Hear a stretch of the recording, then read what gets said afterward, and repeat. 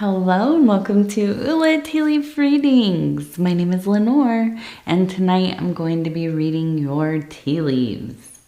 This is a horoscope for Virgo. If Virgo is your solar, lunar, ascendant / rising sign, then this is a message for you. All right, let's get started. And so our card tonight is the Adjustment card. Okay.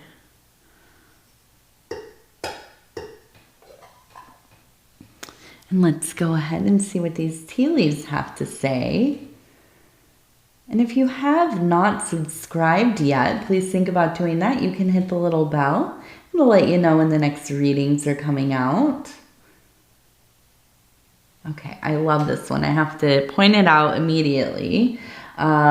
We have a person standing here. You can see the head, the arm is raised, and there's a bird landing. So immediately I know there's a message for you coming. Now it might be in this reading, it might be, some kind of sign or pattern, synchronicity, but you will receive it and you will know. You will know. We have the 11 right next to this figure. So I do know that it will have something to do with 11. Maybe it will be, that glorious 11:11. We all love when we have that moment, don't we? Where we see it on the clock or we see it somewhere in the world and we think, yes, 11:11. There we go. We're going the right way. Okay, let's see.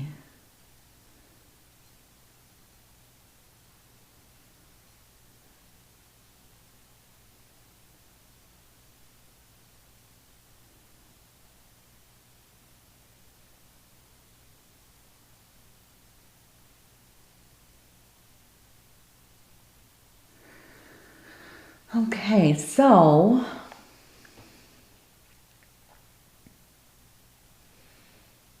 I see mother, child, okay, in this kind of fond embrace, maybe dancing around. And I feel like there is a sense of feeling protected in this relationship. I feel like this is maybe, it's no relationship is ideal, okay? Especially with our mothers.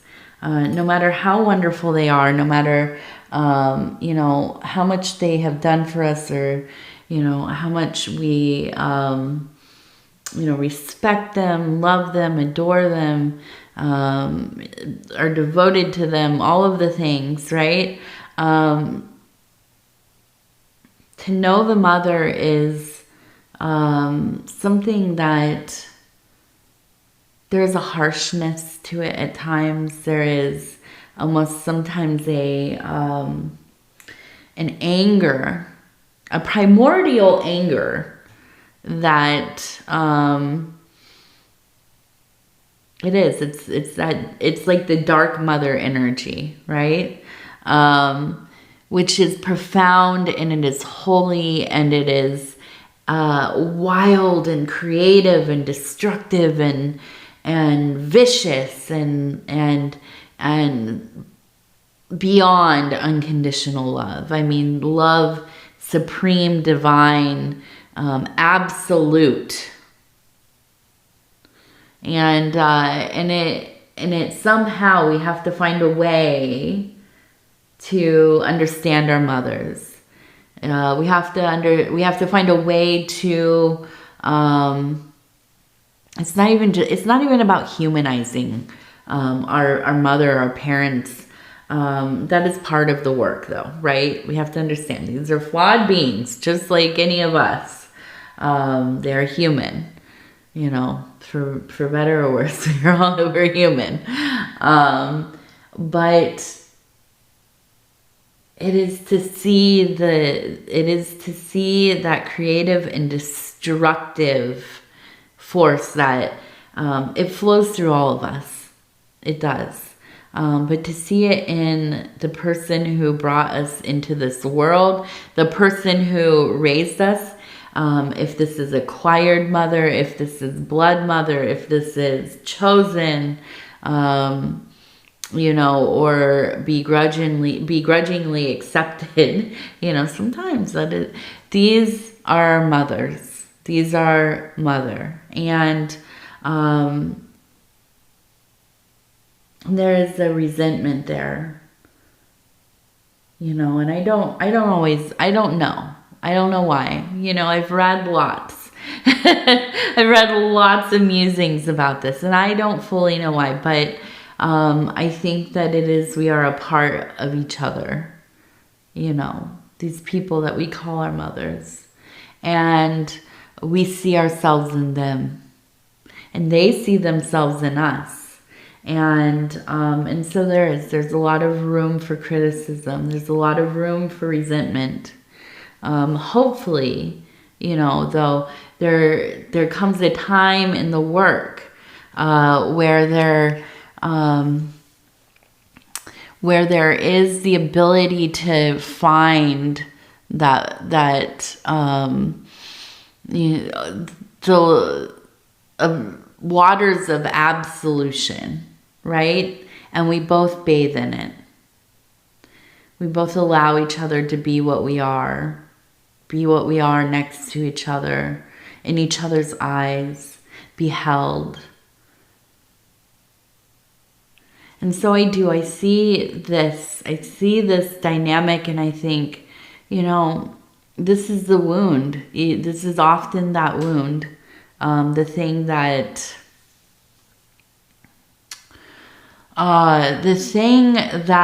brings us to our knees, doesn't it? I could cry right now. I'm getting teary-eyed thinking about it. But this is, you know, no matter what it is with your mother, if you're best friends, if they're very lovely, but you're not super close, if it was, you know, a terribly difficult relationship, if they, you know, weren't there to raise you at all. It is such a complex connection. And one that is so unique, because often we rage against mother, don't we? We blame mother. We put all of the blame of the world into mother, and yet she still loves us, doesn't she? She does. And so I look at this and I think, yeah, this is where we are. This is where you are. This is where you are working. This is a place that feels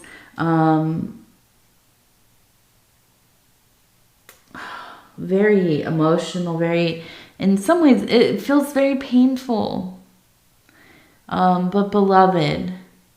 Painful, but beloved, and worth the work, because this is one of those things that we run away from it. You know, we shove it into those shadowy places, and we think, oh, it's just fine. You know, whatever happened, I'm over it. You know, whatever shortcomings or mistakes, and you know, we just have the it's just rage, right? You know, and finding a way to heal that wound, that thing. I don't know. Maybe it is the separation. I don't know. Becoming a, you know, your own being consciously. Maybe it's the first grief, you know, the first loss that we have. And that's, you know, we hold that with us maybe. I don't know. But I feel like this is a place where you are thinking about these things. And I think for the betterment of your life, right? Because I know all too well. You know, my biological mother died of addiction when I was 11 years old. And, you know, I still vacillate through how I feel about her. It's, you know, it's complex. Like all of our relationships with our mothers are complex. But I know, what I do know, is that I cannot hold, you know, hatred or the resentment or, you know, these things that, it's not just like rocks in your pocket. They're rocks that are bleeding poison right into your leg, right? And I'm not going to carry that. I'm not carrying that through my life anymore. And, you know, when I have met people in my life who have focused on the parental works, you know, and you might think, oh gosh, Lenore, this is like basic, like Freudian, this, that, whatever. You know, the first thing that you're gonna, well, it's not the first thing you talk about in therapy, but it's one of the things, right? But you know, I mean, it's so prevalent because there's a reason for that, isn't there? You know? It's not just some cliche. It is something, there's something to it. You know, and it's where we build our life from. Those first years. You know, and then throughout our lives, all of the mothers that we will have.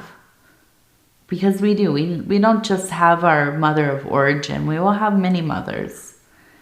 And, you know, and each one of those is a chance. It's a chance to understand a little bit more of this archetype of our relationship with the great mother. Now, over here, we have, it looks to me like a rabbit. Okay, and I think immediately this is the rabbit, well, trickster, right? But holding what? It looks like a coin of some kind. And I think that this has to do with money. And I feel like there is a sense of wanting to do something different with yourself. And we have that adjustment card. And I think that, you know, you are in a place of like, okay, I want to reconfigure some things here.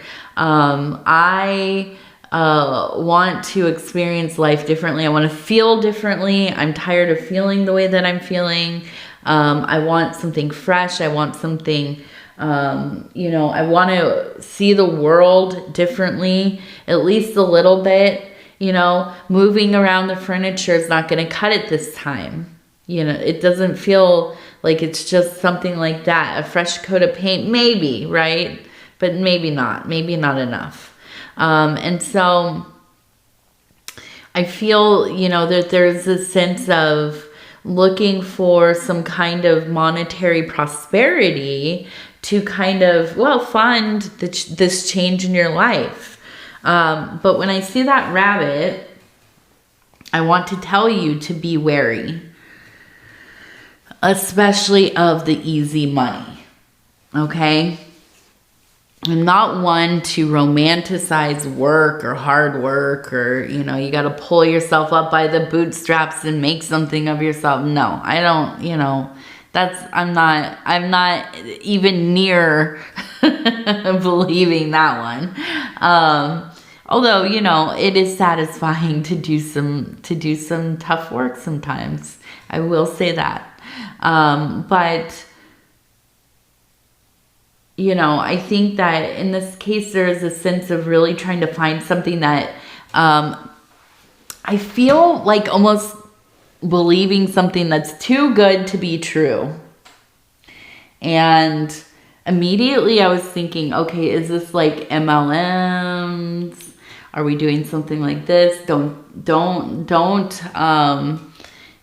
get involved in something unless you really know what it's about and you're confident in what your ability to do these things, which I don't, I've never in my life had enough friends.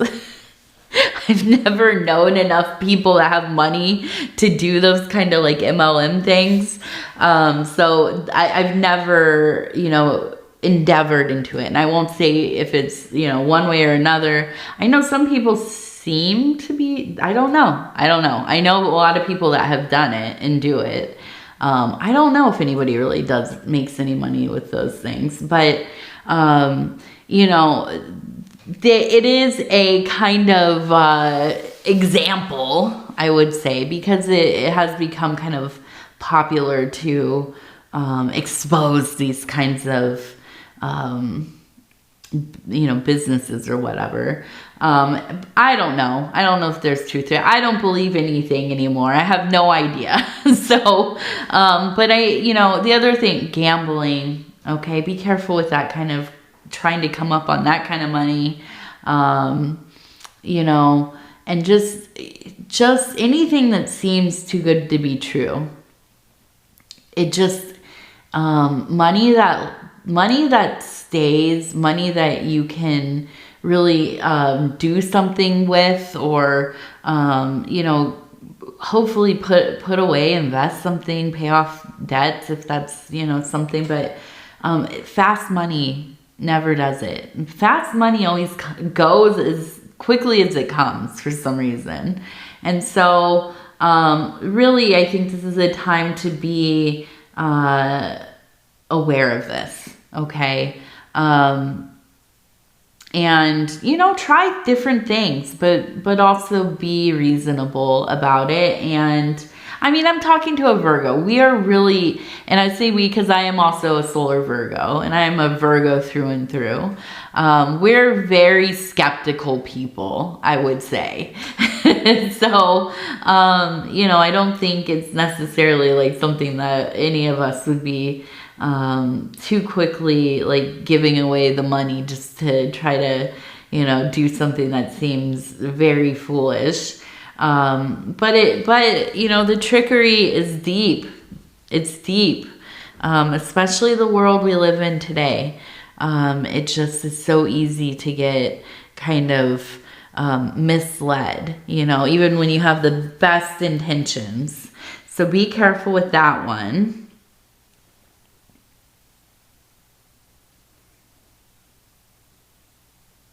Yeah, and so look, it even looks like this guy right here, he has the coin. He looks like he's throwing it into a toilet. It looks like a toilet right there. So don't throw your money in the toilet, please. Unless you're doing something fun. Unless you're like me. I buy like some art supplies and I do a little bit of this and that, and then I just don't finish my project. And I feel like, my goodness, I paid a pretty penny for this cool paper or these neat pens or whatever it is. Okay, so it looks like we have a mushroom right here. Kind of almost looks like a monkey eating a mushroom. Okay. This is not going to turn into a Joe Rogan podcast, I promise. We're not going to talk about evolution through through mushrooms, or plant medicine, I should say.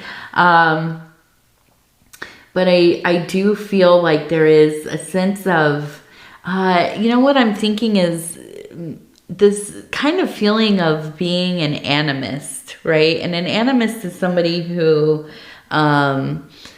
believes that there's consciousness in most things, or all things, right? Flows through all things. And especially things like, you know, animals, fungi, or fungi, or whatever it's called, plants, minerals, you know, so on and so on. And, you know, that there are specific, maybe even like races or species of beings within these plants and, you know, rocks and animals and things. And it's more than that, right? It is more than that, but animism is, but that's the simplistic version of it. And I could see maybe, I mean, I feel this way, definitely. I'm a person that goes in, well, I feel like everything, you know, that I encounter, I just absolutely feel that it has spirit, you know, and that it's, a lot of things are far more conscious than we realize. And almost kind of like, do you remember being a kid and having like your toys, your stuffed animals, your dolls, whatever you had, and you'd like go to bed and you'd want to take all of them with you so that they wouldn't be lonely, or you know, they wouldn't whatever, they wouldn't be sad out there in the dark in the house somewhere all by themselves. And so I feel like and it's not just that kind of sad, compassionate feeling, but the feeling that things really do, you know, they experience consciousness in some kind of similar way, you know, something that's understandable to us. And so I look at this and I feel like there is this sense of really being tapped in to the things that are around you. I feel like you really are just picking up on energies constantly. And I feel like it's like on a very kind of, they're very subtle things. It can be people as well, but I feel like you just go into a place and you can feel like the water running in the walls, and, you know, you can, sense that maybe the way things are aligned is not, the best flow of energy. You feel, you know, the room is stuffy and it would like some fresh air, and, you know, these kinds of, and you might be thinking, that's really out there, Lenore. Maybe I'm the only one, I don't know, but I feel like there's this sense of being just so, you know, absolutely tapped in to this greater web of consciousness. And that monkey, you know, it's kind of not unlike the Fool for me when I see the monkey, because what it says to me is it's this very kind of primal, but also, you know, an animalistic position to be in, mental posture to be in, but there's a sophisticated process to it, okay? And I feel like it's like your intuition, this like very primal ability that you have, your intuition, is so activated. And I don't think you even question listening to yourself. You go off of the feelings that you have about things. You know, again, when you walk into a room, you feel like, gosh, this is like, the energy's off, this is kind of stuffy, there needs to be air, a flow of this stagnant. I don't like being in here. There's something going on here that feels like it's bordering on being kind of unhealthy, you know. And that could be, you just walk into some random store and feel it.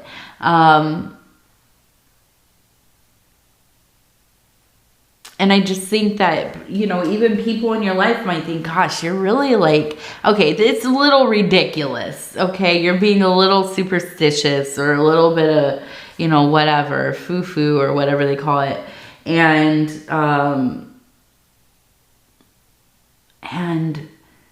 it doesn't matter. It doesn't matter because you know what it is, you know? And oftentimes people will come back and tell you, you were right. You were right. You knew all along. Okay, so, I want to look at this. Okay, so we have this kind of, look at this little face. It looks kind of sad. But it has a heart for an eye, but a little sad. And then over here we have this little kitty cat. Look at that one. The eyes and the little ears, and also kind of sad. Also, let's look. We have an 8. We have this, we have a 2 and a 0, but it's also the solar disk. Okay, the solar disk, so very kind of the clarity, a big clarity coming here with that solar energy. Oh, okay, so I almost feel like dreaming of some kind of union here. Now we're looking at it differently, where it is a person standing on kind of a little mountain, and then we have 2 people. This person looks like a key, okay? So I feel like there is a sense of almost dreaming about some kind of beloved, possibly an old lover. And I think this is somebody that you've always felt like, okay, that person got away, but I still love them. Listen, you might even be married, or, you know, this was like a million years ago, but you still think about them. I do. I feel like you dream about being with them. Or what would life have been like, right? But it's not that you give up what you have, but you do think about it. And maybe this 8 is actually an 18. So we have 18 there. Okay. Yes, and I just want to point these out. I have to, because I keep looking. We have the mammaries, right? We have this fertility symbol. We have that mother energy again. Okay, now let's take a look. I want to look at this. We have, it almost looks like a J.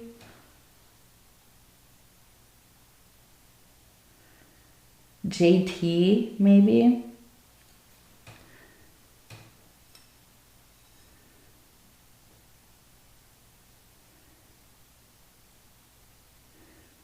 Or UTE. I don't know what that would be. UTE.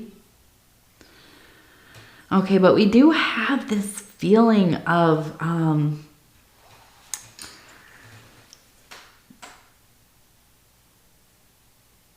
kind of feel like it's almost like people perceiving you as being just miserable and just kind of like in a bad, not a bad place, just kind of dwelling in a spot of a little bit of unhappiness. But I don't think that's what it is. I don't think that you're unhappy. I think you're just really focused, and you just maybe have that like something looks like it's wrong face, you know, but you're like in contemplation, or but I feel like people have been asking you, like, are you mad? Or what's going on? Are you okay? You know, more than usual. And I think that's why, is that they're just, you're almost kind of dissociated a little bit, right? You're just really, I think, really focused, especially the mother work. Oh, and it's hard. It's such a hard, it's one of the big ones. You know, and there's no real resolution. There's no like happy ending to it. You know, it is a series of realizations, and they change as you change, as life changes, as you experience more things, and you You know, you look at this situation and it looks different continually. So it is an ever process, but it is one that is most necessary because it alleviate so much expectation from our lives. You know, no matter what kind of mother you have or had, you know, we have just often unreasonable ideas about what it is to be a woman, to be a mother, you know, to how you are supposed to live and take care of your child, and how you behave, and, you know, and it takes a lot of work because we can fully know this logically, but when it comes to our own mother, it's hard to allot her the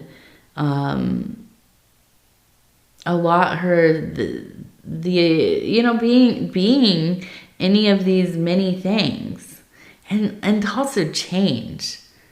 You know, the thing about a mother or even a father is that we want to remember them. We want to experience them as how they are, you know, kind of formed in our mind, and as they change as beings, because they are living beings and they will change. It's not always easy, right? And we can be very critical. But it is. I think, it's so much of it. And I'm not going to I can philosophize about this all day. I think about this often, if you can't tell. But I do. I think the work is important. And I think that it's something that you have been drawn to. And it is tied to your own self-worth. It is at the core of your own work.